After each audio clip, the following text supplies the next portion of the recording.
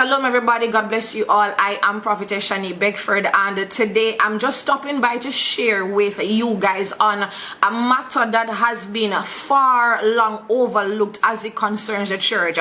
As a prophet, I have taught this in the school of the prophet. I've trained many churches, I've trained many leaders, and this is something that I've been saying over and over. And if it is continued to be overlooked, this is going to break many ministries, and it's also going to break many marriages. This is also something personally that I have gone through, and for the first in my prophetic journey, I have had to rebuke and correct a pastor. Now hear me. Wherever there is a pastor who is serving in a church, or a prophet who is serving in a church, also in the pastoral, because that leader is a prophet, an apostle, or a pastor, does not mean that their wife or their spouse needs to have a certain title or serve in a certain quote-unquote position where being a prophet, a pastor, an apostle is concerned. We need to begin to normalize, and this even has nothing to do with normalizing. As a matter of fact, if someone is not called to an office, do not force them and do not put them to serve in an office for the sake of them being the spouse of the pastor of a church.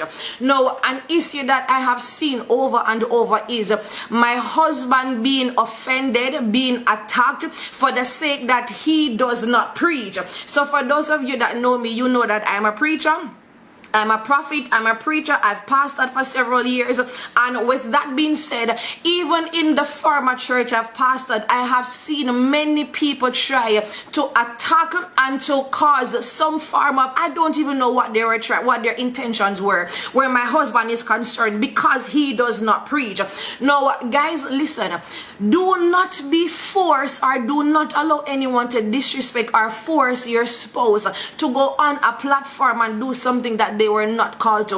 And I know this is something that many are experiencing, but I'll use my personal marriage just as an example. For anyone that knows my husband knows my husband is the type of person, he's the type of spouse that supports me 110%.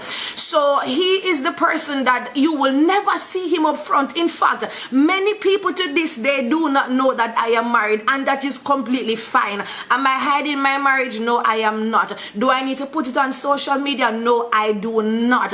And so many people to this day still do not know that I'm married. Why? My husband does not like the camera. My husband does not want to be seen. In fact, my spouse is the type of spouse where when you come to church, you may not know that I am married unless I greet my husband, which I normally do, but you will never see my husband sitting at the front of the church. He is always at the back. Why is he at the back? The man of God says he's able to see so much more when he's at the back as opposed to being at the front and his back turned to the congregation. So he sits in the back, and another reason why he sits in the back, and this is not to justify anything, I'm just trying to help a marriage that is on the verge of being broken because of church people and leaders.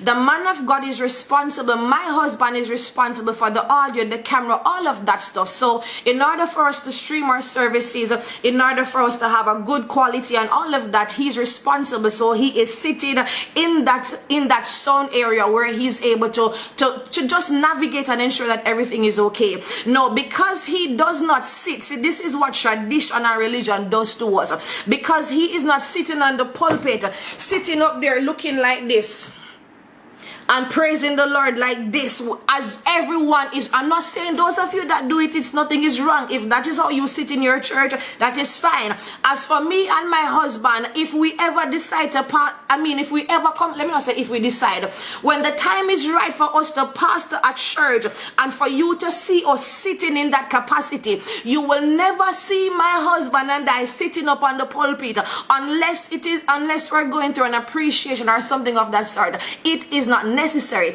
And the only reason why many of us do this, sitting on the pulpit looking on the congregation, is because it is something that we grew up seeing people do. Is nothing wrong with it? No. Is it something that we must do? No. Because my husband does not do this, many people don't know of him. Because he's not up there preaching, many people do not know of him. No, if we have a meeting for the church to deal with the church logistics, the projection for the year, the oversight for the year financially, or where church growth or why things need to be addressed is concerned, the man of God is the one that speaks and deals with that. If you need marital counseling, if you need any counseling at all, the man of God, my husband, is the person that majority of the times he's dealing with that. If you need wisdom and counsel to bring your money to the next level, if you want to grow your money from $1,000 to $1 million in 2 weeks, go and talk to my husband. He's the person to talk to. We must understand that when it comes to spouses or wives and our husbands, and this is not just my husband, this is many people, their wives are also being attacked because of this.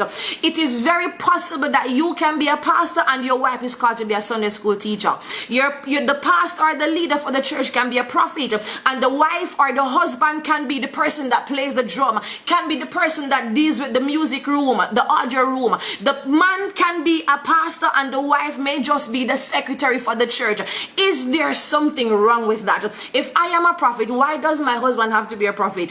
If I am the apostle, why does my husband have to be the prophet? Please stop trying to force titles on people who are not called to do certain things. Should my husband get up tomorrow and say, okay, fine, I am now the apostle of the church, when you put him in that position and he fails, these are the same people who are going to say, I know he wasn't an apostle, I know he was going to fail, I know he was going to mess up. You are the ones that push the title on him. Do not greet me as an apostle if I am not an apostle. Stop calling these people to come and greet the church, giving them title that they do not possess. Not only are you setting them up for mockery and failure, because when you give them titles that they are not called into these offices, when they fail, you will be the very same one to mock them and to drag them in the dirt saying that they have failed. The second thing is, it brings a lot of confusion and it can cause a lot of issues, because when you continue to call people by these titles, there are many of them that will begin to take unto themselves that title, and they will begin to try to serve in something that they are not graced to serve in. The moment they try to serve in that capacity, they now take unto themselves and their families additional warfare that is unnecessary. Allow your pastor's spouses to sit and serve in the capacity and in the grace that God has issued out to them. Stop forcing them to serve in different areas. I have been recently, a certain leader or church, and I won't call any names because I've never done this before. Listen, I've gone to churches where I've seen leaders, say that, and this is multiple churches, leaders have said that, oh, I pray God will give you a support system and God will send you support, that when you go to preach, you will have support, someone who is with you. And see, what support looks like for church people is my husband or your wife walking and running behind you in the church, wiping your sweat, wiping your spit, running up and down behind you in the church. I don't need that kind of support. I don't need someone wiping my sweat. Neither do I need someone wiping my saliva. It is unnecessary. A lot of these things we see in church with people having the bunch of armor bearers running around them, tap, tap, tap, tap, wiping their sweat. A lot of it is just for the show. It is just for a show. Am I saying anything is wrong with it? No. But do I do it? No, it's not necessary. So if that's what many of these churches and church people consider support, you do not understand ministry, neither are you ready for ministry. Support is when you have a spouse that when the pastor leaves the church and they go home, the wife is there that cooks a lovely meal. And I'm not lowering the standards or the calling of the wife to cooking and cleaning and taking care of the kids. But a lot of times God will send a spouse, God will send a leader, a spouse that balances them out. My husband is my balance. Not only does he take care or have been taking care of our son while I'm preaching for 5 years, when we travel to the various different parts of Jamaica, for those of you who don't know, I have preached in 14 parishes of Jamaica for several days throughout the week. When I am doing a 3 nights tent crusade, for example, I'm traveling from Kingston and I'm going to St. Anne's to do a 3 night of tent crusade. Who do you think have to drive me back and forth every night? And when I am preaching from 9 p.m. back to 12 midnight and doing deliverance, who has my son? And while he has my son, who is praying and covering me? Who is watching everything?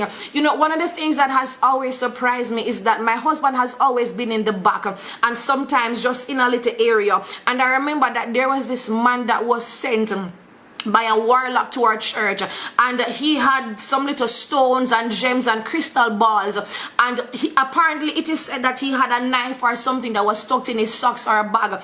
And based on what I saw from the camera, what everyone else was saying that was there, he rushed to the altar getting ready to pull out something. Maybe he was going to stab me or something of the sort. And best believe the only person that caught it, my husband ran from the back and grabbed him at the front and ushered him out. No one else saw. Nothing misses my husband. See, some of these spouses for leaders that you guys are belittling and looking down on because they don't preach and they're not in the front and they're not here for a show. Many of you are overlooking them, and you do not know how powerful and how mighty they are. There are many things that I miss as a prophet. Don't you dare try it with my husband. There are many things I overlook. Don't you dare try it with my husband. The man of God is sharp. Some of these pastors' wives, they are sharp. They are sharp, like they're swift like a sniper. Nothing misses them. So they cover the spouses. They pray while they're going on the journeys. Stop belittling the pastor's wife. If the pastor's wife is the Sunday school teacher, allow her to be the Sunday school teacher. Stop forcing titles on these people. This pastor said that it was revealed to her by the Spirit that my marriage is under attack. My marriage is falling apart. May there be peace in my marital home, and may God send me support. What are you talking about? I had to rebuke it and I had to shut it down. We need to stop it. We need to stop it. We need to stop it. God is not pleased by it. Stop forcing people into offices that they're not called into. This is my peace. This is my peace today concerning the church. Leave the pastor spouses and the prophet spouses alone. Whether they be male or female, let them serve in whatever office or capacity they're called to serve in. And if they serve in no capacity and you do not see them doing anything in the church, they serve a purpose and a role in the life of the leader. That's why the leader is married to them. You may not see it, but they do more than you think that they do.